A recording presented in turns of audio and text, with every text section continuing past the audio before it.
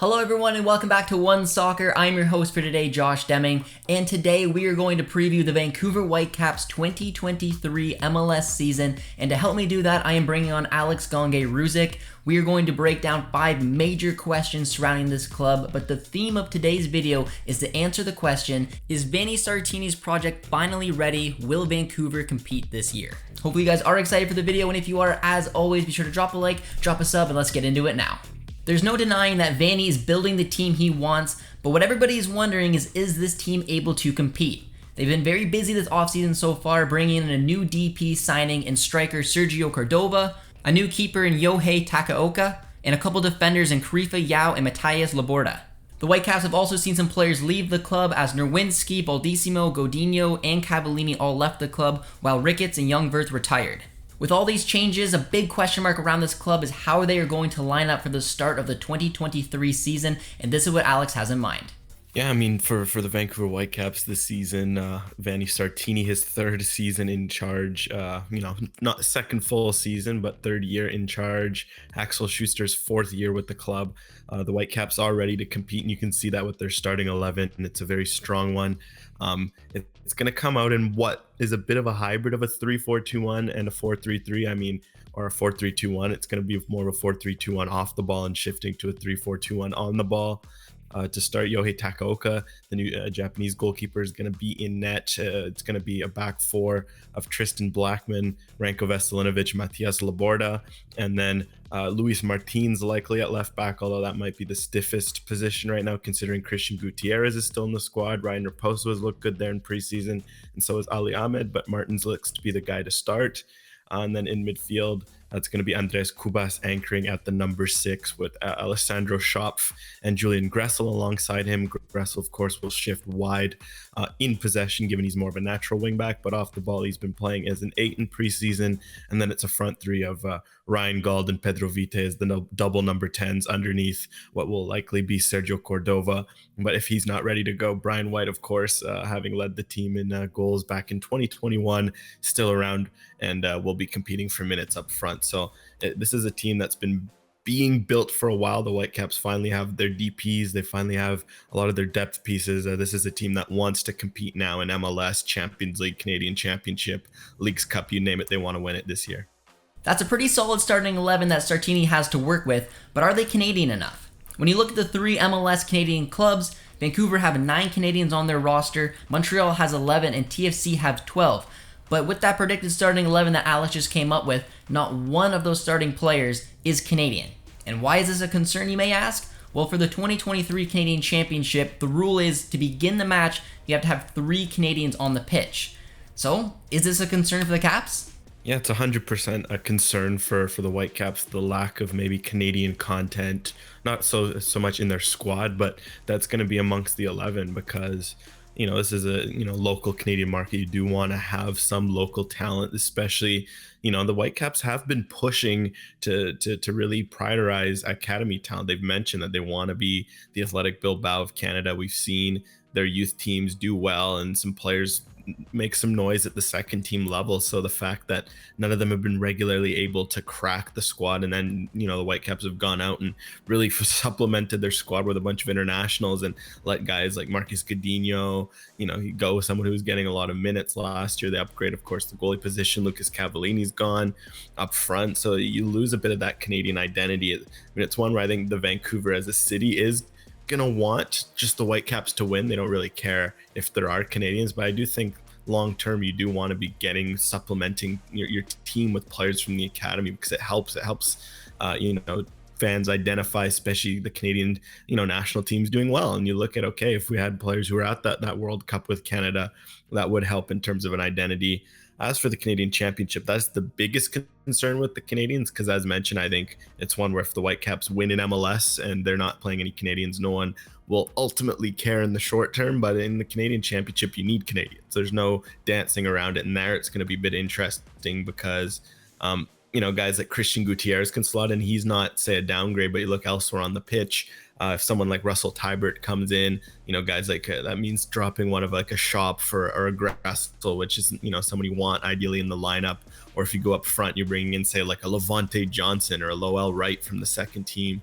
That means dropping, your DP striker in Cordova or Brian White, a guy who scored a lot of goals. You go Thomas Asal, who could very much do a job in goal, but you bring in a guy like Yohei Takaoka to be the number one. It's not easy to drop a guy like Takaoka. So it's going to be interesting to see how they navigate that, because last year when they made their Can Champ run, they were able to seamlessly integrate Canadians, because a lot of them, like Cavallini, Gutierrez when he was playing, etc., were very integrated and a part of the squad. Whereas now you look at that, it's going to be interesting to see. I mean, guys like Ryan Raposa will certainly play a big role, the U23 player of the year last year from the Can Champ, but it's going to be very interesting to see how they manage that balance. Now, regardless of the Canadian Championship, one thing is clear, and that is that the Whitecaps want to make a run this season. And if they're going to do that, which players need to come up big throughout this season as well as playoffs if the Vancouver Whitecaps want any chance to take home MLS Cup this season? Well, for the Whitecaps to have success this year, I think a few individuals need to stand up and a few things need to happen. I think one thing that we saw at the tail end of last year is once they had their, lineup together, once they got rolling kind of July onwards, you could say, what was helping them in their success is that they became very defensively solid, and they started to finally generate chances and finish those chances. I think you look statistically in the last 10 to 15 games, they were a very good team, defensively. So for them to have gone and upgraded their defense with Matias Laborda, you can only think, okay, they should be solid defensively.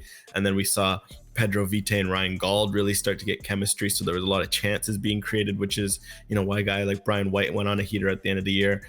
So if you're looking at what the Whitecaps need to do now, what cost them in the end was just untimely goals. Like in the games where it mattered most, they didn't always get the goals that they needed.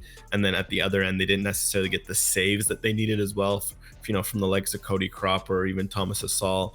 Even though he did step up at the end of the year. So now it makes the two big players, the new additions that are going to need to step up will be Sergio Cordova up front, just bagging in those goals, being that quality number 9 that you can count on in big games to finish the chances that should be there, with two number 10s on the pitch, with one of the best, chance generating wingbacks in MLS over the last 5 years in Julian Gressel. Chances should not be a concern.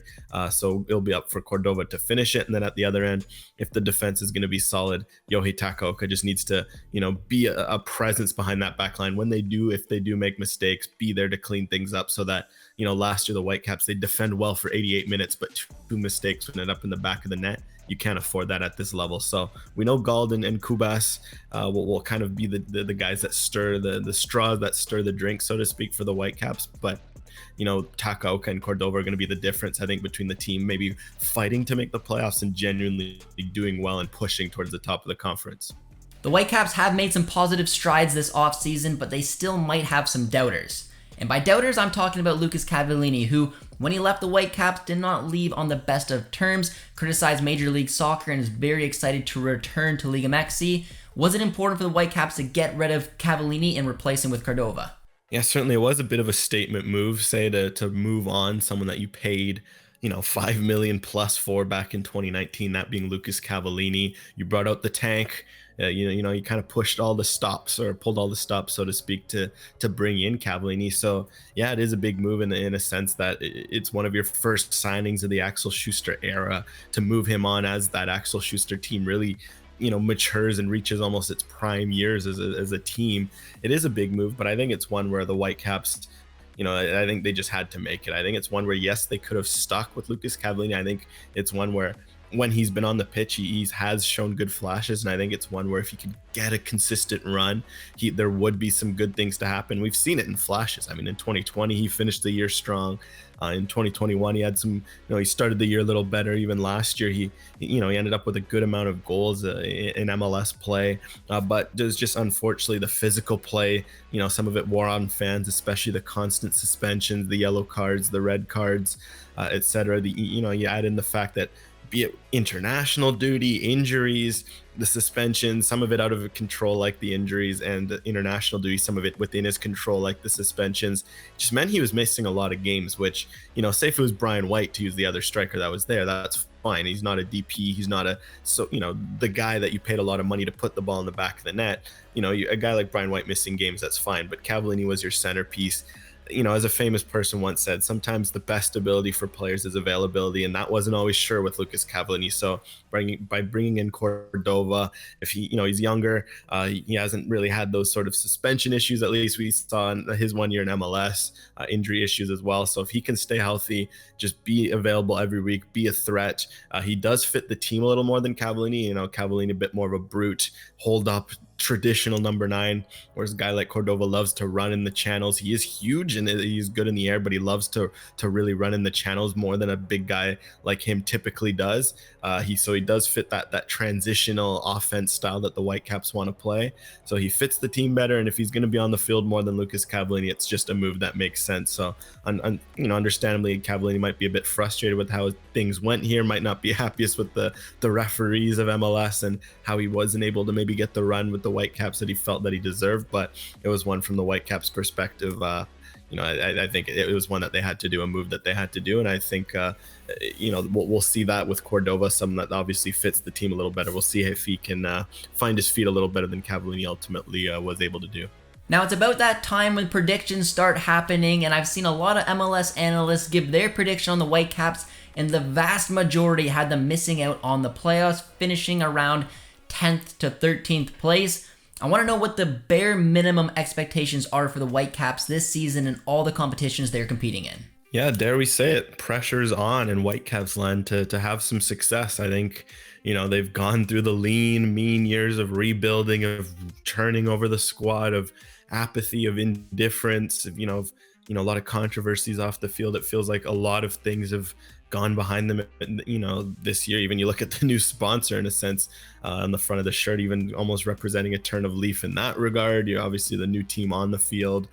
A lot of these new players over the last few years. This is a team that's ready to win. So I think the expectations are going to reflect that. I think in MLS, you have to minimum not just make the playoffs, you have to host a playoff game. I mean, of course, now just making the playoffs gets that with the new format. So I digress. So I think it's more, finish top 5, top 4 in the West. Not sneak into the playoffs, make the playoffs, and then hopefully there, at least win a round or two. And then elsewhere, it's do well and can champ. Like the way the draw is set up is very nice for them. Like, Toronto FC and Montreal could face off in the first or the second round.